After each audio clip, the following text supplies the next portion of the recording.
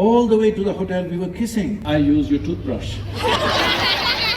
111, how do you die suddenly? Ladies, I know I'm in Kathmandu.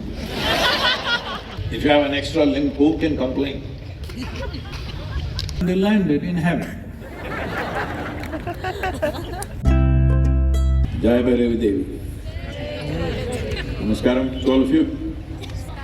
I said namaskaram. Namaskaram. Kathmandu, Nepal.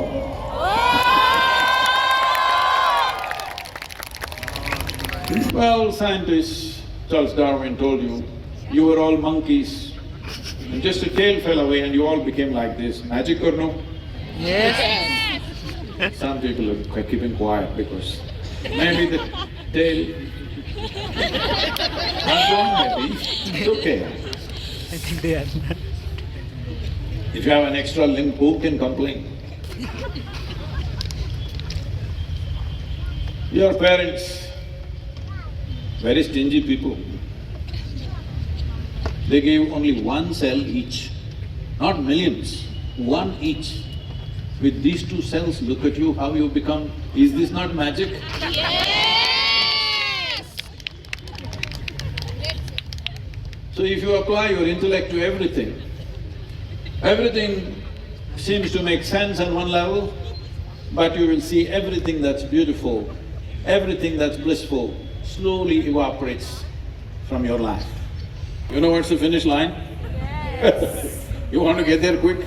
Nope. If you think it's a race, that's what it means.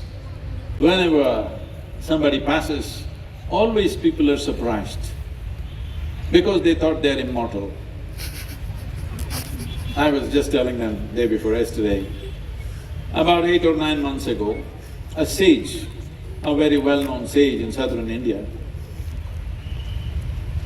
passed at the age of 111 years of age. He lived a life of absolute service, hugely respected by people. But unfortunately, at 111, he fell down and he did not recover from that fall and he died. All the newspapers, this great sage died suddenly. I said, what? At 111, how do you die suddenly? When is it naturally? When is it that we are going to die naturally? I'm saying, time is a steamroller, doesn't stop for anybody. Whatever you had for your lunch today, let's say you ate a roti or a chapati.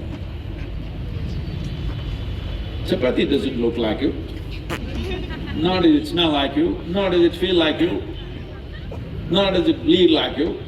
But if you eat it, in a few hours it becomes you. If the source of creation was not throbbing within you, you think you could make a chapati into a human being? Suppose I take a chapati in my hand and make a human being out of this, who do you think I am? Creator himself, isn't it? And every one of you are doing it, not in your hand, in your stomach. What's the difference? You're doing it discreetly. And it's good. It need not be done obscenely outside. It is done discreetly. You take a chapati and make a human being out of it within a few hours. Obviously the source of creation must be functioning within you, throbbing within you every moment of your life, otherwise this wouldn't be happening. If you plug into this, if you turn inward and plug into this, if you open up a window or a doorway to this, then there are tremendous possibilities. Life opens up in ways that you cannot imagine. Well, being of the wrong skin color, you know, South Indians, we don't… we are baked by sun. So, he was treated very badly and given very bad accommodations, and because he's a vegetarian, there was no proper nutrition at that time. Today everybody is talking about eating vegetarian. At that time, if you're a vegetarian, you were attacked on the street and beaten because you're just a vegetarian. Today, all the doctors in the West are saying you must eat veggies, otherwise you will die of heart attack or something else. He was treated very badly, no nourishment, so he got tuberculosis, exposed to cold. Then he was sitting on his deathbed, but he poured out mathematics. Books and books he wrote. When they asked him, where is this all coming from? How is it? He said, my Devi reads mathematics. Simple. Yes. If you give you a very, the Nepali crooked knife, if you don't have a steady hand, if you do this, either your intestine will come out or somebody else's will come out. Because once you hold a sharp instrument, your hand must be very conscious and steady. So if you ask for a sharp intellect, then you must be very conscious and stable, otherwise you will simply cut yourself every day. You will call this stress. You will call this anxiety. Yes. You will call this tension. You will call this misery. Call whatever the hell you want. Essentially, you don't know how to handle your intelligence, that's all it is. If we remove half your brain, you will be peaceful. Hello? Yes. Lot of young people are trying because they don't know how to handle their intelligence, they are trying to subdue it, they want to keep their brain soaked in alcohol or smoke it out. Hello? I know I'm in Kathmandu. So, you must decide whether a really sharp intellect is good for you or blunt it with something and then you don't feel anything.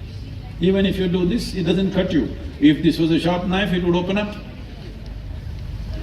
So if you wish to have a very sharp intellect, the important thing is how you hold it. How stable are you? How conscious are you? This will determine whether this intelligence will work for your benefit or it will torture you every day. If I abuse you, you clean the toilet and it makes you peaceful? She said, yes, I clean the toilet. How does it work? He said. She said, I use your toothbrush.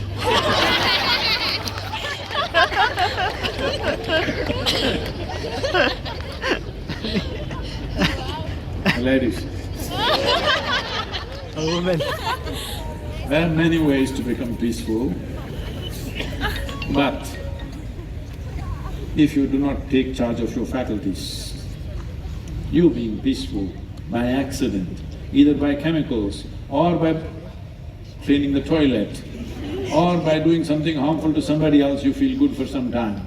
These are not solutions. The solution is, all of you, can you move your hand like this on the right side? Just try and see. Yes. Wow. Wow. Can you do this? Oh, fantastic. This? Oh, you're great. You have total control over your right hand. It's not a joke. Some people have lost control. Yes or no? Yes. Some people have lost. Try this with your mind. You want to put your mind here, it goes there. You want to put it there, it goes somewhere. You want to put it there, it goes all over. With this kind of nonsense, what are you trying to do? A couple. It was their 40th wedding anniversary. Anybody, any takers? 40th wedding anniversary. So they decided. That day they wanted to celebrate. So they decided they will do exactly the same things that they did 40 years ago. They went to the same restaurant, ordered the same food, ordered the same wine. Then after that they went to the movies on that day, they went to the same theater, the movie was different, but same theater. Then they had booked up in the same hotel where they had stayed after their wedding. So they were driving. Then the lady said, John, what's the matter with you? Why are you grumpy and driving like this? On that day, how passionate you were. All the way to the hotel, we were kissing each other.